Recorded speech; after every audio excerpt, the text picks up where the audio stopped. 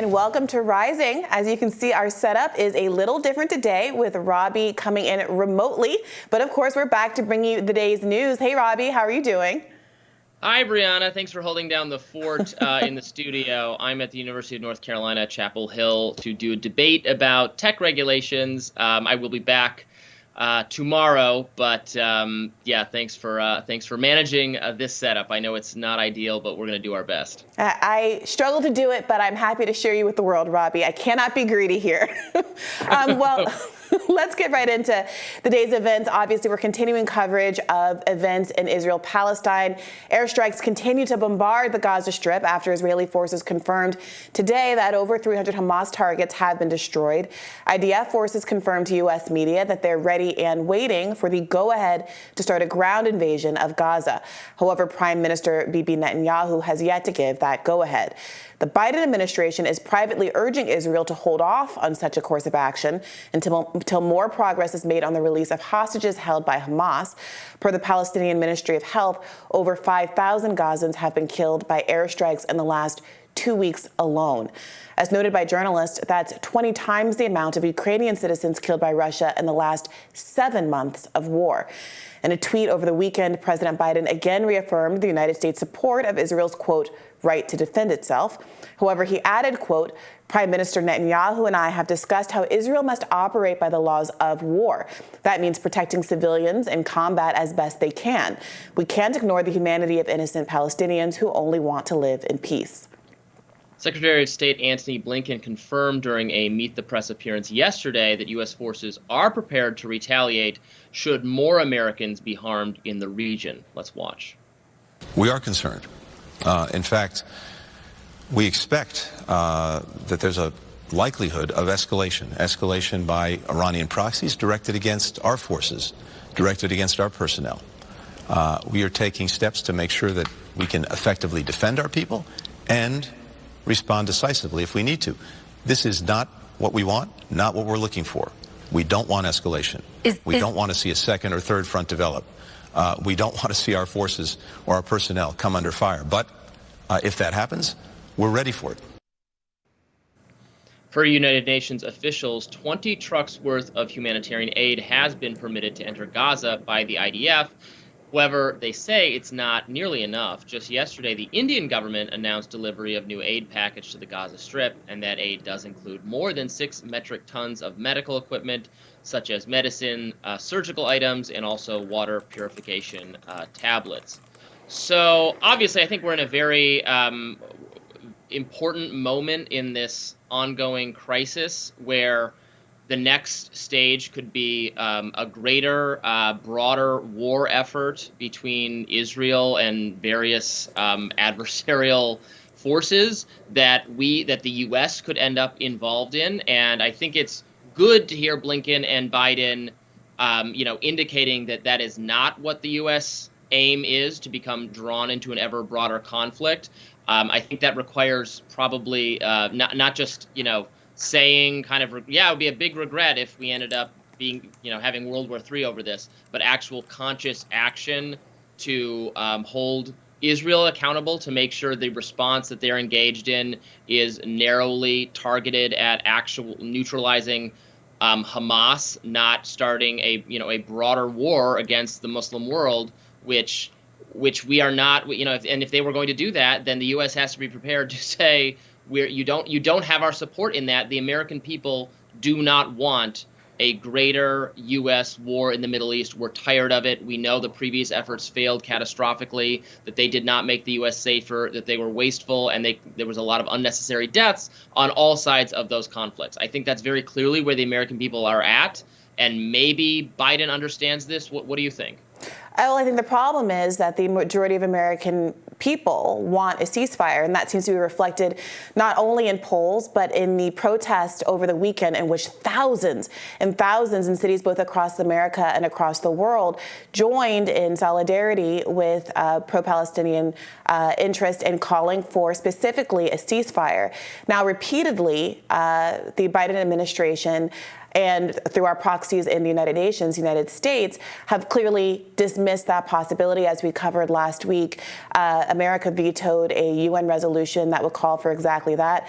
The arguments tend to be that a ceasefire conflicts with this idea that Israel can defend itself. But of course, there's a conflict between an unlimited and uncaveated right to defend oneself and this new messaging coming out of the White House that says, well, of course, we have to look after the interest of Palestinian lives lost. I think that there's a lot of pressure on the White House right now, not just because of the protests, but because the IDF has now killed the family members of a former Palestinian member of Congress, Justin Amash. That was a huge news story over the weekend, and it is very difficult to ignore the incredible loss of civilian life that's happened. We mentioned 5,000 civilians and how many more people that is that killed in the last 2 weeks than have been killed in months and months of war in Ukraine. But 1,700 of those people are children.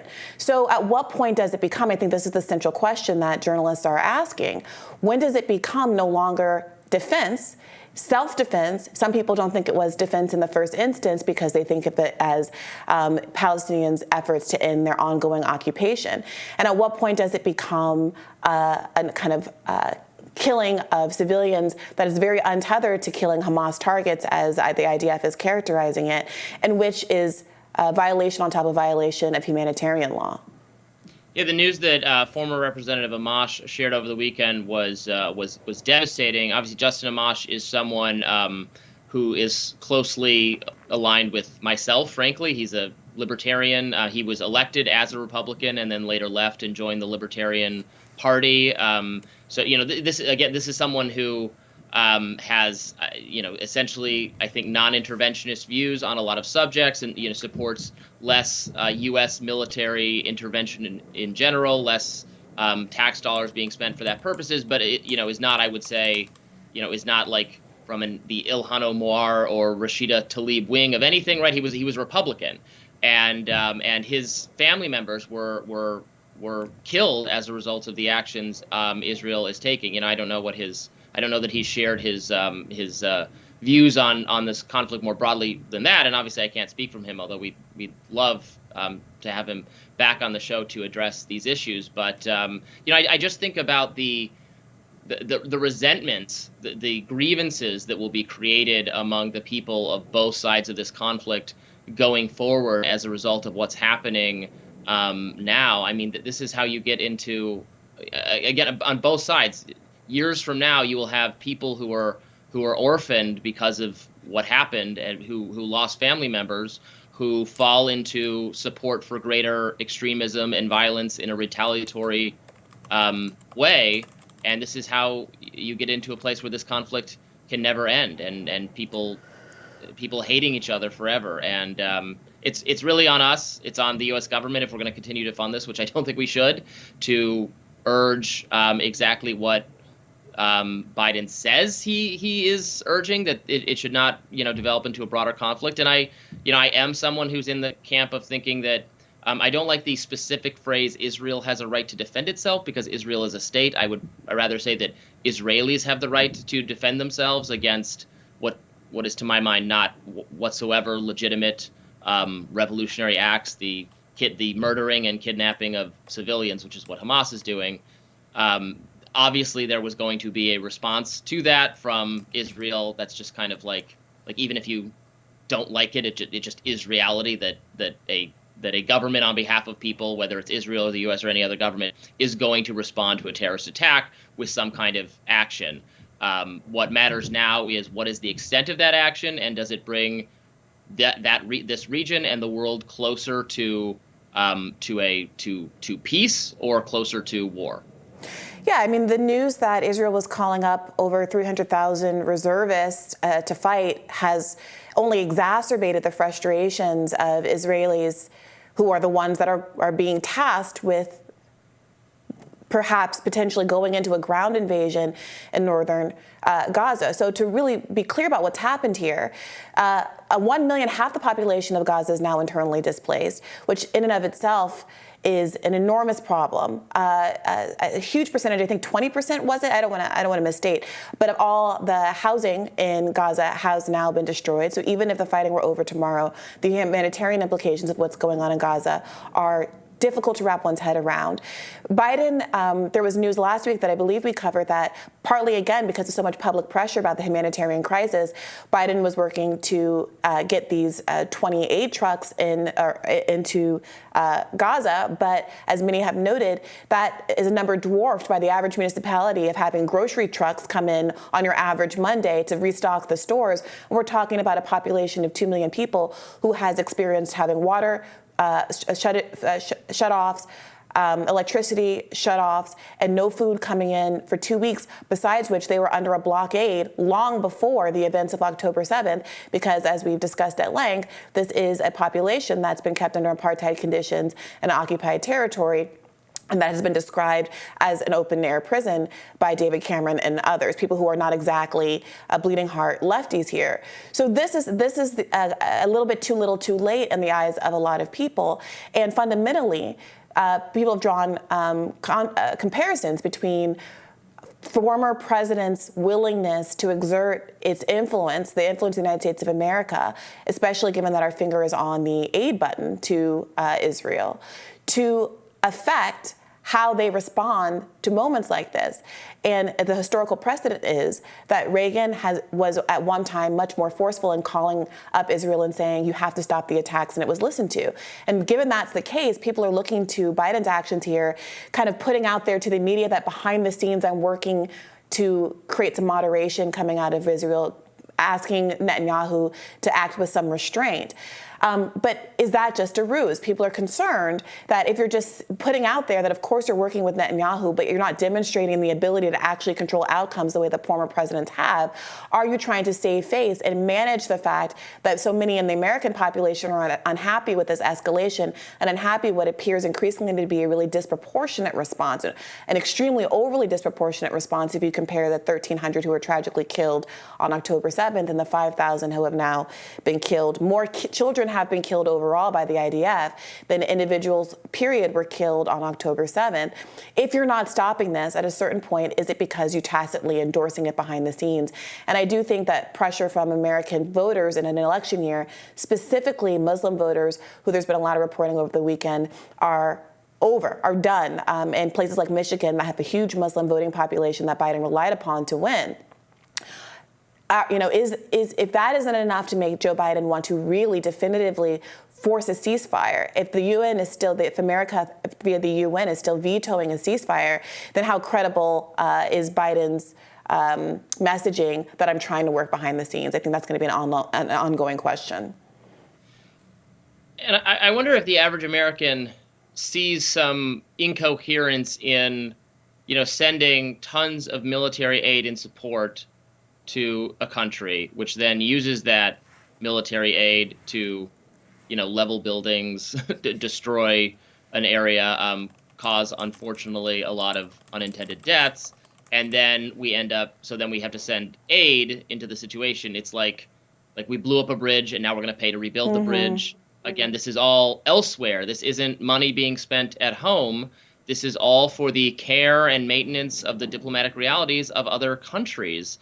And I think that has to be very frustrating to a lot of people. I don't know if it's I certainly understand that there's a left community, there's a Muslim community that wants a complete ceasefire and is I don't know if their level of support for the Palestinian cause is a majority position, among the American people, going back to that poll on where your sympathies lie. So I don't know it's so much deciding that you think that the deaths on the Palestinian side as a result of the what the IDF is doing to take out Hamas is like equal or worse in terms of moral blame because they're trying. I mean, the hostages are still being held, right? So they're still going after Hamas. So I don't know that that's part the of the question issue. for the American people.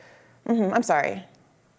Yeah, but I do think the question of having to fund both the destruction and then the cleanup for every other nation is something that will get to a lot of Americans, irrespective of their position on this conflict. Well, it was reported out a couple of days ago, again, over the weekend, there was a lot of news. Hamas says that Israel refused to receive 2 hostages. Israel called it propaganda. There was some follow-up reporting yesterday that reconfirmed this idea that Hamas tried to give 2 hostages back and Israel refused. There has been a lot of pushback internally in Israel for how it is managing the hostage situation.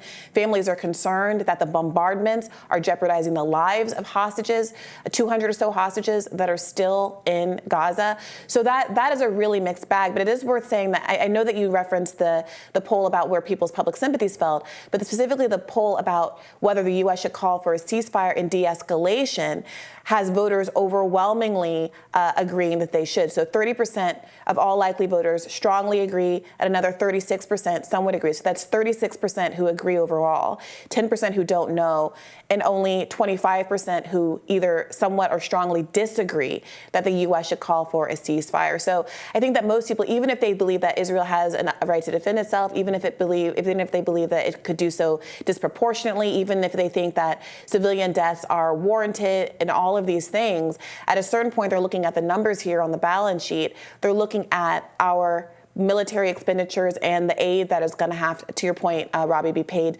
to remedy this situation. They're looking at, I checked the number, it's 40% of all housing in Gaza that has been destroyed.